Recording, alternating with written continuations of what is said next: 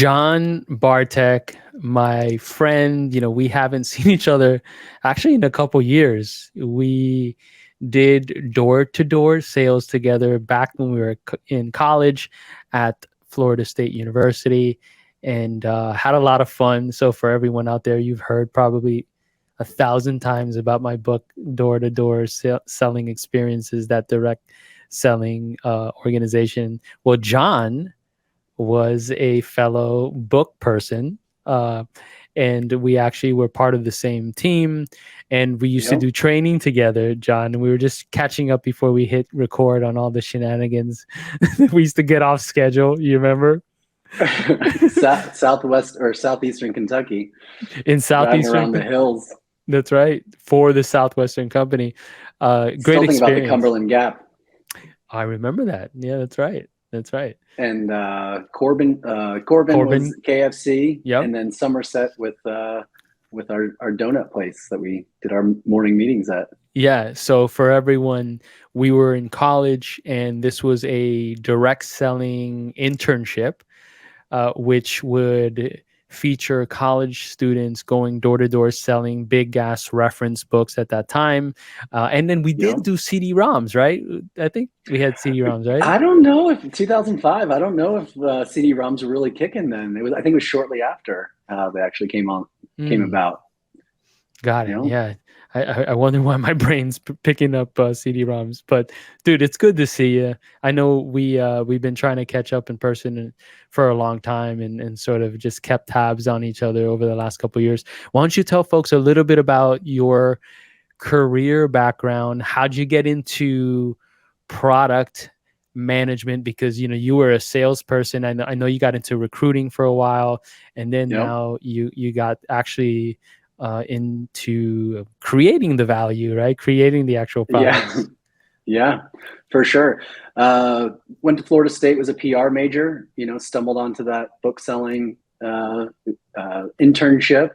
Tried to go into, I went into sales after college, and 2009 was about the worst time to come out of college. Was selling T1 landlines with a small company called Deltacom. It was just a terrible time. Went and sold annuities. Didn't like that either. Stumbled onto recruiting from an old college friend. Stayed there for 8.5 years. Met my wife. Met a lot of friends. Really appreciated it. Made some money. But in the end, it was what have you done for me lately? And that sales, quota was really grinding. And I knew I was a more creative person than that. A lot of people get juiced up from the sale and look forward to the sale and, all the steps. And I was just looking for something maybe a little bit more collaborative, a little bit more team focused, a little bit more, building something and learning from, and recruiting. There's just not a lot of learning experiences that you can do. Once you've been there a couple of years, you kind of know the game. And so my wife still works for a big fintech, and her boss, they go out to happy hours, and one day he approached me and said, we have this internship, this associate development program. And, that was about 4 years ago, and thinking about switching careers was interesting. We had a house, we had a wife, I was established, we're making money. And I just knew it was the right thing to do. So switched into this associate development program with this 70,000 person fintech, and everybody's a 24-year-old developer coming out of college. And, I'm still young at heart, so I could handle it, but I knew I was an elder statesman amongst the younger people. Worked my way up. I started as a scrum master, then a product owner, cut my teeth on agile framework. Wasn't exactly close to the go-to market stuff. There was salesmen and account reps, and this is a 50-year-old software I was working on, which is insane. And then I knew to kind of wrap it up into where I'm at now, I knew I could go on to bigger and better things. So I found a company that was looking for a product owner, product manager. There wasn't a lot of processes set up. They didn't want too much safe or agile or, coming in and telling them what to do. And I was okay with that. And I've been there about a year since. Awesome. That's fantastic. It's funny to know someone as long as we've known each other and where we met in college, and then see their evolution and see you now as, Yeah. you're an adult dude working and Oh, we are dealing with adults. life's responsibilities. So that's super cool. Well, let's actually dive into the product launch process. We talk a lot about go to market here, of course, the go to market or GTM Pack show here. And Yeah. and I think one of the perspectives that I wanted to walk through was you as a product manager in charge of these products. What's the kind of the process, or what are the steps around launch? Like, if I know there's a ton, but if you had to summarize it and kind of think sequentially, all right, here are the sort of like core pillars, what would those be? The experience I had before was really interesting. We were a safe frameworked product, and there were And real 300 quick, maybe we people. can dive into what is Safe, SAFE stand for. Yeah. yeah, safe is scaled, agile framework enterprise, essentially.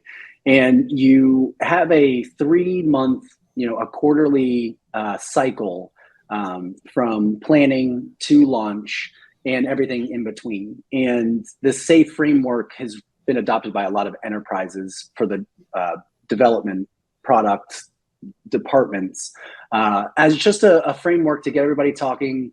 You're constantly grooming your backlog, which is actually a bad word, refining the backlog. You plan for a few days on the front end, and then on the back day, you get back and you get together for a few days, QA, checklists, launch checklists, releases, and then it started all over essentially after you're launched. Here at the company I'm at now, it's a much smaller, much more quaint development process. We were recently bought out too, so we're a little bit of an independent business unit who's a little bit more nimble and flexible. So, when I got in, my boss had this really big, grandiose idea, and over the past year, pretty much been implementing that idea. So we would get in the whiteboard room. We have a really strong UI developer, so we design checklist, send it to him, POC, sign off on that, get it into the devs' hands, capacity planning. And then when it was done, it was QA and launch. And so it's been such a dichotomy, if you will, of experience for me, from not even talking to a client to throwing something out in the wild and getting feedback immediately. So that's been our GTM at the moment, is think it, design it, build it, and ship it. Are there any sort of pieces of advice that you would give folks that maybe you wish you had before getting into this process, right? Because what you're talking about, for me, from like a startup entrepreneur perspective, we're generally like launching things into a market as a brand new startup with no footing, no reputation, nothing, where Yeah, we really yeah. have to, right? So, it sounds like you have a lot of experience just launching new products within an organization that is established. Any sort of tips that you would provide folks to maybe watch out for? Maybe not a watch out for. Maybe I think I got one. I think when I got there about a year ago, I didn't know if my experience was relevant enough to have a voice in the room. And you and I and our generation have been working on AOL since we were 12 years old, and the software doesn't change much. There's a file button, there's a UI, there's some back end stuff, and I think for anybody who's trying to launch something, just get into it, be in it, your voice, any opinion you have, any voice you think you might not want to speak up, like speak up. And that might trigger that conversation that leads to something more important. And I think anybody who's ever touched a computer has an opinion on UI and user experience and how it would flow and if this, makes sense or not. So I think that's the biggest thing is maybe, don't doubt yourself is the biggest thing I can tell people. Confidence, right? Isn't that so key to life, right? Having that Right. confidence, that swagger. and just going for it. And I think, like, not to get too woo woo or esoteric here, but I think like you have to just kind of like, using our door to door days, you have to just pick up your hand and knock on the door and just go for it, and not be scared about what the outcome might be. Yeah, Obviously within parameters, you want to be respectful of your colleagues and, not do things illegal, right? Things like that. Um, but but I think it's like, it's such a universal piece of advice of like, hey, you might be scared, you might have those thoughts, but it's really important to just take that step forward and go for it within, the best of your ability and with the that's tools that right. you have. That's right. Awesome. Well, if you think about like the assets, right? Okay, so you launched the product. It sounds like, you've worked on the product requirement docs, the mock-ups, sort of the features and functionality, Specs. the specs, right? PRDs. I remember hearing a lot about, you know, Yeah. for folks out there, PRDs, product requirement docs, and sent that over to the engineering team. They built it. Now you've actually come back with the first version that's, let's just assume, is relatively bug free.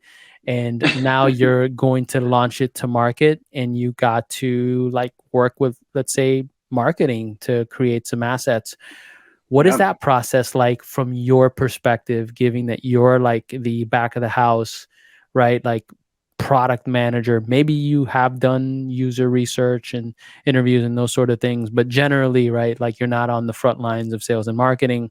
So how do you actually work with marketing on these assets, and what might that be like? Like what are those assets? I like working out of Excel. I like taking all my thoughts and putting it in every box and seeing what a document could be. And, maybe refining from there. Okay, this makes sense, this doesn't. But getting all of the information into the product marketer's hands is probably one of the most important things I think that I can do. Again, I want to spur creativity and thought and have that back and forth with them to say, okay, what does this mean, or why is this important? And so I like to build out, lists and, give the description and give, points A, B, and C. Maybe that's why, as a product owner, with Jira and thinking about QA and like just, giving the product marketer everything and letting them decide what's the most important. So I don't like to get fancy unless I have like a shareholder review. I'm just starting to get into PowerPoint and making it pretty, on an easy note, but really the meat, the list, the thoughts, client feedback, potential thoughts, just kind of getting, I hate saying like getting into the mind of the user, but really, trying to be the person that can, give them the meat, and then they can go and kind of mold the clay how they want. I like that, getting into the mind of the user, because for me, from my sort of perspective, it's so important to be able to understand the language that the user is speaking, and specifically when they interact with your product, what is coming out, right? Like a lot of time as sales and marketing folks, and we think we're super smart, and we're coming up with, messaging and positioning and yada Right. yada on our own, and then trying to kind of like, sort of push that on the market and saying this is the way that you're supposed to talk about it, versus actually, here's the product, here's what it does, here's what we think that the Right. story is, but like, what are those words that you would say as a user that falls into like our target personas, right? Yeah. So Yeah. You can have a plan, you could whiteboard, you can design, you can, put specs together, and then a client comes along and, gives one simple reasoning or branch, and, completely can take you to another realm. So, it's interesting to get now that user feedback in the live wild. now in terms of that feedback, just to double click on that, when you're working with clients, are you, let's say, like setting up focus groups or surveys, or like what do you find is the best way to actually aggregate that feedback on the product? We talked about it, and we are setting that up, whether that's a focus group or a one-on-one or an email or a survey pop-up. I think one-on-one direct questioning is probably the most effective. Obviously, focus groups can be really fun and people can bounce off each other, but when you get on one-on-one, people aren't scared to talk. Video or not video, you as a salesman, it's been a little bit different. You go after the need, you pick at the need, you open-ended questions, and so I think being able to bring that kind of sales magic, conversational wizardry, and bring that to a one-on-one, you realize that people are willing to give their opinions all day, and you thank them for your time and just be absolutely gracious, and just keep pushing it as much as they want to give. So one-on-one, I think I'm excited to get into. At the moment, we have a really good concierge team, CSC team, and they've been given a ton of feedback already on the product. So it's not necessarily interfacing with the client, but you can see The some of closest the thing. notes. Yeah, exactly. So that's where we're at right now. And we have a relatively straightforward product, so they're relatively straightforward feedback. So it's been nice to, one for one, they need this, they want to see that, put it into production, and then follow back up. So that's been awesome. good so far. That's really awesome, because it sounds like that team is like a customer success team that's really helping the customer, succeed and use the product and drive the value. And so the fact that they really have that insight tells me that they care, right? Yeah. A lot, Yeah. which it's so basic, but like getting anyone to care about things these days is so interesting. You hear it all the time, right? So that's why if you do care, I think you do have a competitive advantage within an organization, and then certainly For within the sure. market, like having employees that care, that will reach that extra inch.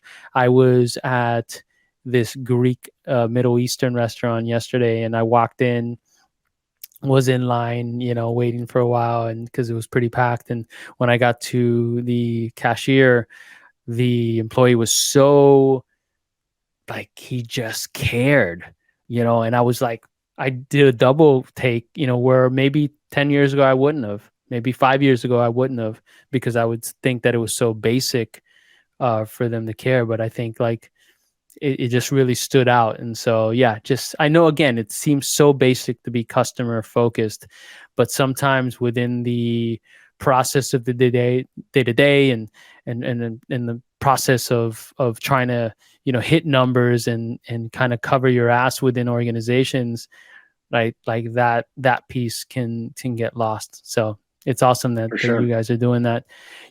I think there's a lot of, just to add to that, I think there's a lot of butterfly effect there. There's a lot in sales, where they say, out of 10, 2 are going to say yes, 2 are going to say no. It's the 6 in the middle. And all of a sudden, those 6, when you put on a smile, when you give them, a good experience, man, they flip, they turn into sales, and they are brand loyal. So I try to think about that every day. Awesome. Speaking of sales, what's the best way to enable sales, right? So you've built the product, interfaced with, I think you had mentioned concierge team, which I think of as customer success. You've Yep. worked with marketing to start to develop, some assets. Now you have to give assets, collateral, etc., to sales and then enable them. What are some of the best ways to enable sales that you've seen, from your perspective as a product manager? The story.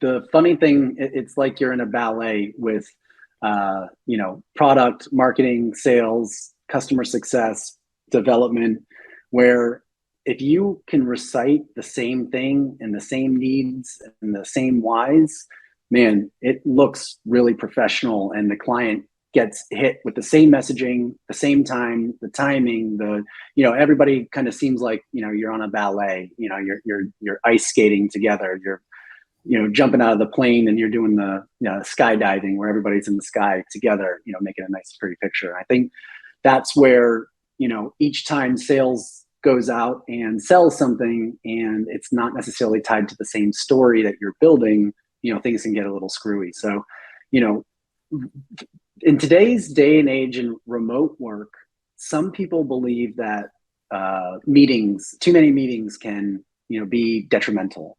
And to me, being remote, as a product owner, I need to meet with sales. I need to meet with operations. I need to meet with customer success. And I think that people are scared of meetings, and I want more meetings. I want to meet for 15 minutes and say, okay, this next big client that's coming up, do we have the same messaging? Do we have the same story? Nope, we changed this feature and twisted it just a little bit to this. And so I think that's the biggest thing to enable sales is arm them with the story, the bullet points, the features, the exact description, as opposed to, kind of off the cuff.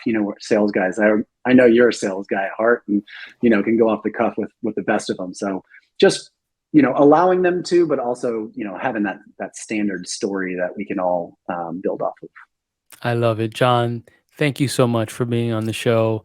If folks wanted Absolutely. to, you're welcome. You're welcome, brother. Thank you so much. If folks wanted to follow you on social media or maybe ping you for some advice around how they could be better product managers or product launchers, what are the best social networks or URLs to reach you? LinkedIn, Jon Bartek. I think there's maybe 2 or 3 of them out there, but I'm the one based in St. Pete and trying to get this product thing working. So I'd love any interaction, absolutely, for anybody to reach out. Awesome. Well, brother, thank you, my friend. I miss you. A big hug. Miss It's you good too, to bud. see you. Every time I see you, I just think of Kentucky and Oh my God, door to it's too door and all good. that. It was some good times there. We really learned a lot. I gotta say that my career as a entrepreneur was largely defined by that experience. Certainly, my career as a salesperson, I learned more about sales doing that process than any other selling experience. Sure, I didn't know enterprise type, motions and the details, and that came later on when I actually worked at my first formal software company in B2B in '08, which was a good time, right? If you remember Yeah, that, a good time to be in tech, right? But it was a great experience. So shout out to the Southwestern company. I think they're still shout out to the around. book salesman. Oh yeah, Absolutely. Cool. Well, have a great day. Thank you so much. thanks, bud. You too. Keep in touch. See ya.